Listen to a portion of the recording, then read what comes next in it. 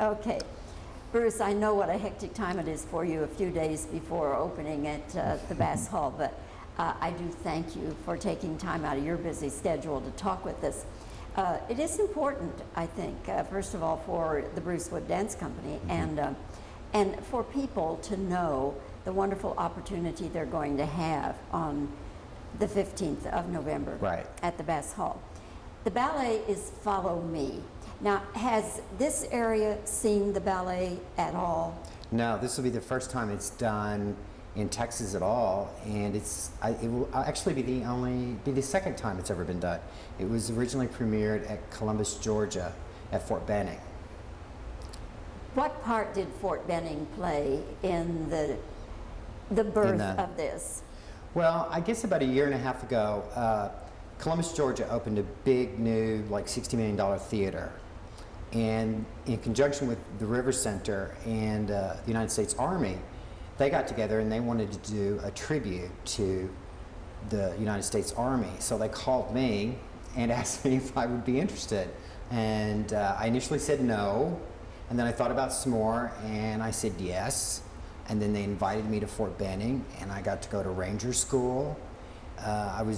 It's basically movie star camp. That's where I got to go. How did that help you then? Well, the interesting thing is they gave me no restrictions in terms, I could talk to anybody I wanted, and everybody was ordered to answer any questions I might have. Now, I got to talk to recruits that had only been there a couple of weeks, to the general, many generals, a lot of lieutenant colonels. They set me up. One of the most interesting conversations I had was they set me up with the survivors of Black Hawk Down, because a lot of them were still there. And so I got to spend like 4 or 5 hours with them. And everybody had a really interesting story to tell me of what it felt like to be away from home, scared, brave, hungry, cold, tired, worn out. And through all of that, there's still this ideal of something bigger than themselves that they're participating in. It was actually really remarkable. It completely changed my point of view of what I thought the Army was. How long were you there? I was there for about a week. They have this thing now, because there's a lot of military movies, and they call it movie star camp. And it's like actors like Mel Gibson would go, or the guys that did Band of Brothers would go. And you get to go for a week, and you get assigned a unit, sort of, and you have to play by the rules. I mean, you don't get to like go, well, you know what, I'm really tired now, I'd like to go sit in the shade. But, you know, 5 days is very different than, 6 weeks, and I do get to leave. But it was really interesting to see how, two things struck me. The age, I keep forgetting how young they are. I mean, I'm 45, and they're 18 and 19 years old, and I don't know, for some reason I kept thinking they were going to be in their mid-20s or late 20s or something. And these are kids, kids, high school kids. So that was really, they really caught me off guard. But I think the thing that saved it for me was to talk to the generals and their commanding officers privately, and they would tell me how much they worry about them and they're concerned about them. It really is, they were like their fathers. That's how they cared about these people. It was not a stereotypical idea of like a sergeant yelling. I mean, occasionally, yeah, they yell, but that's to get something done quickly and to get it done right. But just as an overall feeling, they were extremely compassionate towards them in so many ways that caught me off guard. Bruce, after you spent this time at Fort Benning, and you had all this information running around in your head, then how did you sort it out, and what was the beginning point for you to form this beautiful ballet?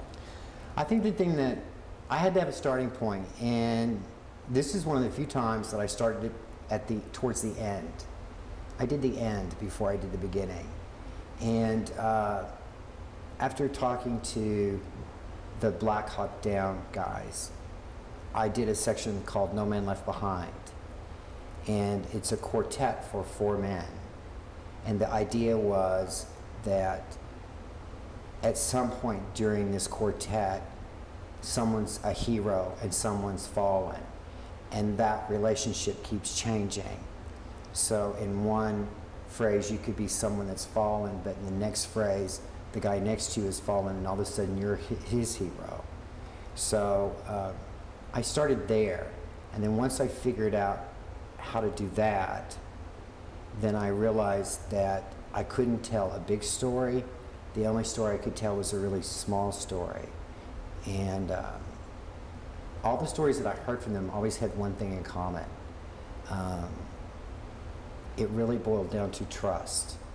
They have to trust each other. They have to trust their training. They have to trust their commanding officer. They have to trust their mission. So the entire dance is based on trust. As far as the choreography itself, Right. what inspired you, or what got something going for you? Where did you begin? Well, I didn't want it to look like a dance. I mean, that's the hardest part about it, is I didn't want it to look like a dance. I wanted it to look just like slightly heightened reality. So everything that the guys do in the dance is very pedestrian. So there's no fancy turns, there's no great big jumps. It's really about I took very normal things that I saw at boot camp and just kind of translated them into a dance. The way I like to describe it is, and this may not make any sense, but I did it like a shaker piece of furniture. In other words, I had to get rid of absolutely anything extra, so that all I was left with was the pure essence of what you were trying to do. And in doing that, there is its obvious beauty. So that's why with the dance, I took out all the dance stuff and made it kind of just heightened reality. And that was just kind of the vocabulary I used. And it works really good because everybody relates to it. When you were at Fort Benning, of course, you met both male and female soldiers, didn't you? Well, no, Fort Benning is actually just for men. Oh, it is? Yeah, they have jump school. I think it's the 101st Airborne. But jump school, the only jump school in the country is at Fort Benning, and that's the only time you'll see women. When they go for, I think it's a week, or maybe 2 weeks, they go to jump school. But Fort Benning now is the clearinghouse for all the United States Army, and every male goes to Fort Benning first. Women are sent to a different basic training camp, but jump school, yeah, they do share that. But you have both male and female dancers in Yeah, this. I do. And the role of the military guys are played by guys, 4 guys. And the women in the dance are their wives. So I really wanted to use a woman in the military, but I didn't have any experience with them directly, and I didn't get to talk to any of them. So I didn't want to make any assumptions. And so I just stuck with my 4 guys. How did you decide on the music? That was probably the hardest part of everything. They actually hired a composer for me. And he finished the score, and I just didn't like it. I didn't like it at all. It was too modern. It was too abstract. So I got rid of that, and I probably spent a good 6 months looking for music. And I ended up using, out of a couple of operas, actually 3 operas, there are these beautiful duets sung by a tenor and a bass, right? And I kind of like snatched those out of context, because they're usually songs played by brothers. And I took those songs out, took that, and then at the 9th hour, I got permission to use the score from a band of brothers. So I interspersed that with these kind of operatic duets, and it's a really nice mix. But that was probably the hardest part of the entire thing, was the music. I forget who scored Band of Brothers. Do you remember? Michael Nyman. Yeah. Yeah, so they were gracious and let me use the music. So so that and Verity and Bizet, and we're cool. It's good. It's nice. And it's very accessible to everybody. It's not, it's very melodic. It's very lyrical. And when we did finally perform it at Fort Benning, I was really worried about it. I've never been more stressed out about anything in my life because I didn't want to get it wrong. I didn't want to insult anybody. I didn't want to pander to anybody. I wanted to do it right. I wanted them to be proud of it. I wanted to be able, for them to be able to say, I told their story. Things they couldn't tell their wives, things they couldn't tell their children, but they could watch this, experience it, and get it. And after we performed it, it was very quiet in the theater. It was very quiet. And of course I'm backstage and I'm like completely freaking out, going, I've so messed up. And then it just kind of like a wave just kind of started. And then the next thing you know, they're all on their feet. And it was extremely cool. But I think the most interesting thing was after the performance, they had a reception and the Army Chief of Staff was there. He had flown in for it, and all these generals were there, and there were all these veterans there.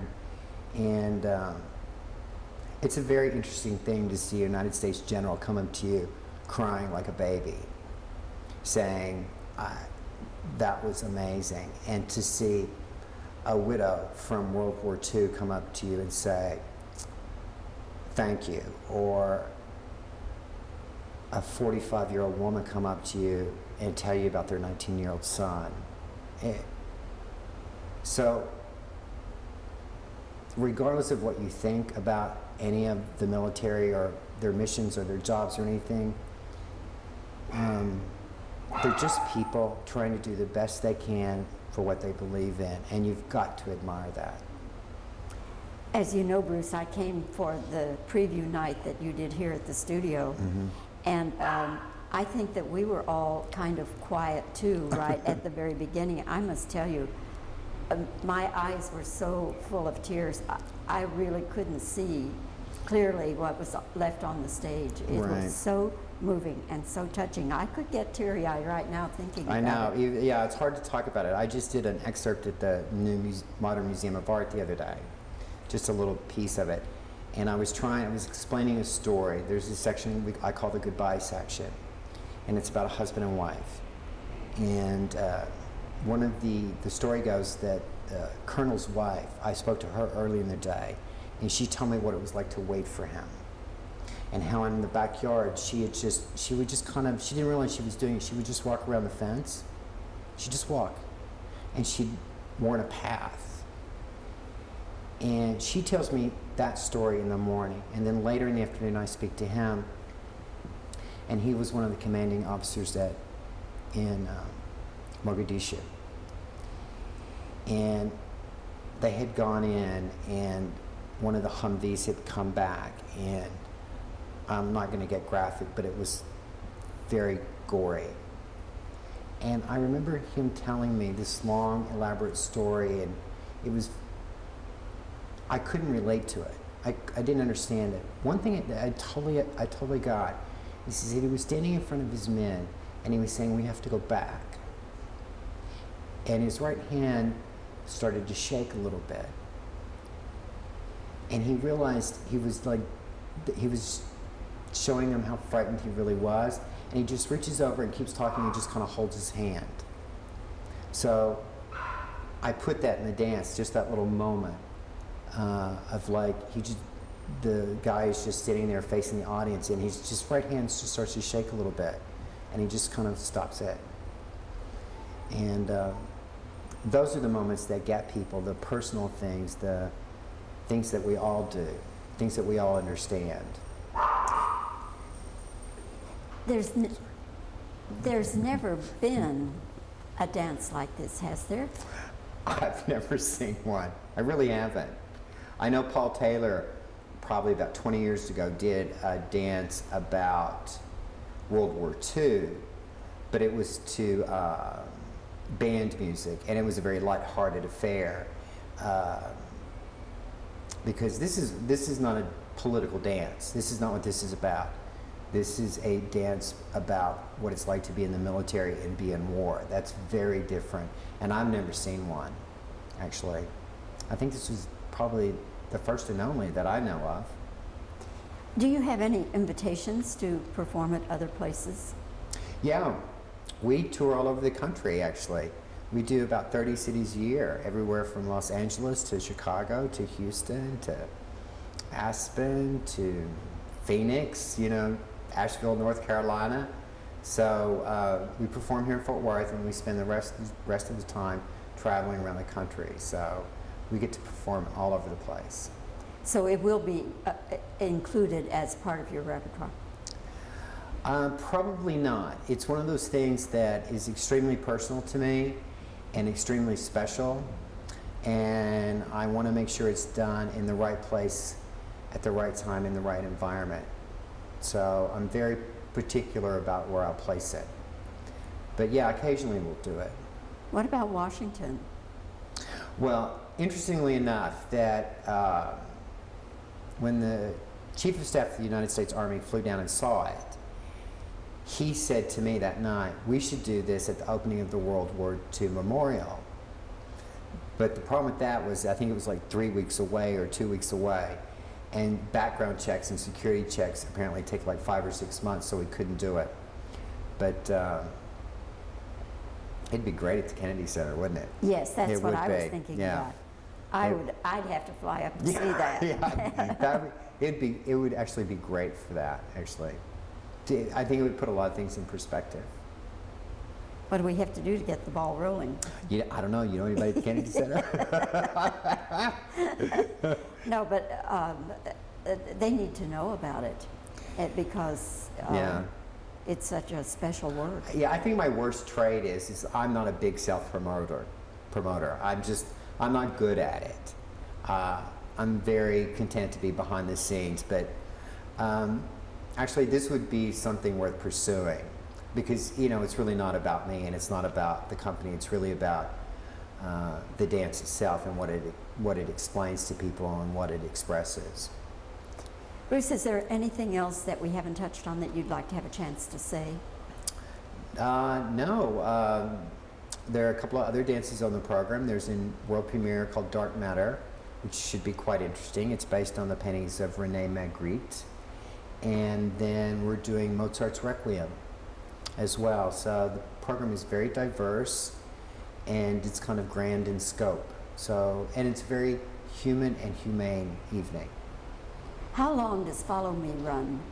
It's about 22, 23 minutes, yeah. It seems like it goes by like in a heartbeat and it's gone, but it's actually way longer than people think. Okay. Again, Bruce, thank you so much, and I look forward to being with you on the 15th. Thanks, Bobbie. Appreciate it. Now, just stay where you are. He's going to, but really that evening that you had the preview here, Yeah. I had heard a little bit about it, so I knew it was military in nature. But let's see, we need you to sit back the way you sorry. were. But I wasn't prepared to be so emotionally involved. I know it catches people off guard. Yeah. Even at the museum the other day, the directors of the museum were like, they came and they were like leaning against the wall and they're all just bawling. Yeah. I think it's the music and I think it's the simplicity of it.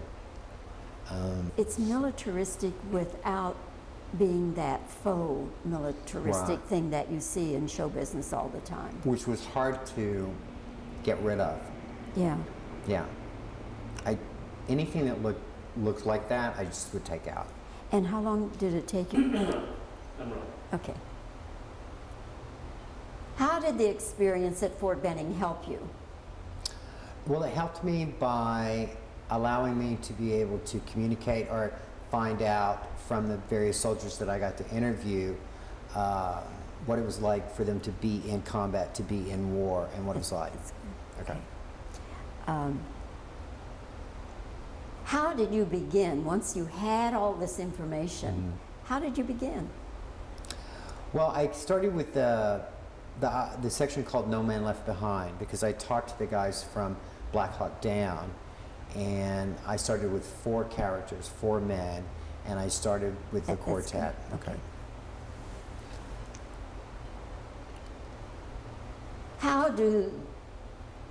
How do your women dancers fit into the story? Women dancers in this particular dance are the wives of the men that are been sent off to war. Okay. I'll ask that a little different way. Okay. Why do you not have any female soldiers in the dance? Well, that's because when I was at Fort Benning, it is strictly an all-male facility. So I didn't really encounter any female soldiers, so I didn't know what their experiences were That's like. fine. I will work into the story the fact that you personally never had any military Okay. experience. Isn't Yeah, that right? none. Yeah, no military. That's what I said, Yeah. a liberal Democrat from Texas, and you want me to do something about the military? Are you sure that's a good idea? Who asked you or who commissioned you to do this ballet? The new theater in Columbus, Georgia, called the River Center for the Performing Arts, their director and the United States Army. How did they know about Bruce Wood? They actually saw a tape of mine floating around from different presenters or different producers, and they took a look at it, and after they saw that, they wanted me. I know. Can you believe that? That's great. I know, it's odd, but true. What did you go through selecting the music? Selecting the music was probably the hardest part of this entire process, this entire dance. I probably spent a good 6 months looking for the perfect combination of music so that I could tell the story I wanted to tell. Okay. Let's see the music. How did you decide, Bruce, what the movements should look like? Well, I didn't really want to make it like, I didn't want it to look like a dance. I didn't want it to look theatrical in the sense that it was removed from reality. What I wanted to do was take very normal pedestrian things that I saw the military do day after day and kind of just heighten it just a little bit and put it into some kind of dramatic context. Okay.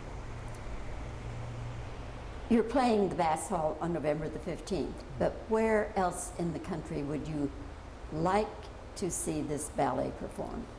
Well, I'd like to see it at the Kennedy Center in Washington, D.C., because I think it would be a great honor, and I think it would be a wonderful thing for the people of Washington, D.C. to see this. I'll ask this in kind of a roundabout way from the way I put it before. Okay. What did you not want Follow Me to be? I did not want Follow Me to be a stereotypical version of what usually people in my profession think of as the Army. I didn't want stars and stripes and big flags and any of that stuff. I wanted it to be a much more human and humane story about what it's really like, the quiet thoughts, the things that frighten people, the things that get them through. I wanted to tell a real story that everybody could relate to. Okay. This is a fine time to ask you, but his mic was hot the whole time, wasn't Uh-huh. it? Yeah, okay. Sometimes they'll take his channel off and Right. suddenly, No. suddenly it dawned on me. Yeah. I don't know, different photographers do it different ways. And I don't work with Larry as often as I'd like, and I didn't know, I couldn't remember what his way was. Okay, I think that'll do it. Are you sure? Yeah, I think Okay, so. good. We're done? Yeah. had